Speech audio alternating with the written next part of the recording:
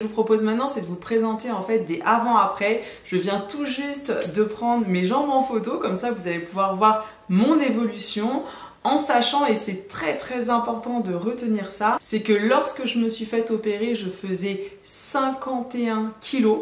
Et aujourd'hui, je pèse plus de 54 kilos. Et du coup, vous allez pouvoir voir que malgré que j'ai pris du poids, et ben mes jambes, elles restent toujours, on va dire, intactes. Alors bien sûr, elles sont un peu plus volumineuses, mais quand même, le lipodème n'est pas revenu pour moi où il a été retiré. Alors la première photo, c'est une photo en fait de quand j'étais jeune. C'était en 2011. Je ne savais pas du tout que j'étais atteinte de la pathologie. Par contre, j'allais beaucoup voir les médecins pour essayer de comprendre pourquoi j'avais des douleurs dans les jambes, pourquoi j'avais des bleus qui apparaissaient sans que je me cogne, mais voilà, personne ne me trouvait de solution à ça. Et quand on voit donc le avant-après avec aujourd'hui, je sais pas si on le voit bien sur la photo, mais quand même, on voit qu'il y a une distinction entre le bas de mes jambes et mon genou. Et je vais maintenant passer à une autre photo qui est assez probante. C'est une photo que j'avais prise en plein été et comme vous pouvez voir, la jambe, elle est vraiment très gonflé et ben je trouve qu'avec aujourd'hui, alors on constate quand même que ça reste quand même un petit peu gonflé en bas,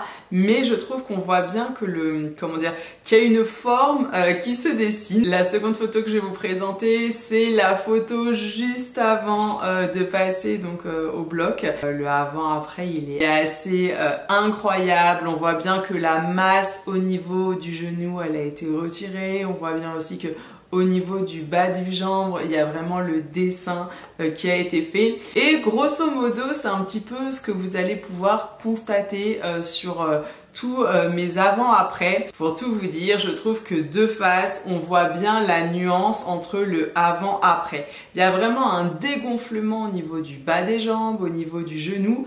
Par contre, c'est vrai et c'est toujours mon complexe actuellement, c'est que malheureusement au niveau de l'arrière, eh bien la masse, la difformité je trouve au niveau de la cheville, elle est moins conséquente mais elle est quand même encore là. En sachant que une fois de plus, j'ai quand même pris 3 kilos et que je remarque que lorsque je suis à 50 kilos voire 48, qui est normalement mon poids de base, là j'ai eu des petits problèmes de santé, c'est pour ça que j'ai pris du poids, j'ai quand même moins d'épaisseur au niveau de la cheville, au niveau de la jambe, donc je pense qu'il y a une réelle corrélation entre votre poids et la pathologie. Pour moi, c'est évident, mais il ne faut pas oublier que moi, j'ai eu la chance donc de me faire opérer, alors que le souci de cette maladie, c'est que lorsqu'elle commence à se développer, tu as beau essayer de perdre du poids, malheureusement, tu ne perds pas du poids dans les jambes, mais tu perds surtout au niveau donc de ton tronc.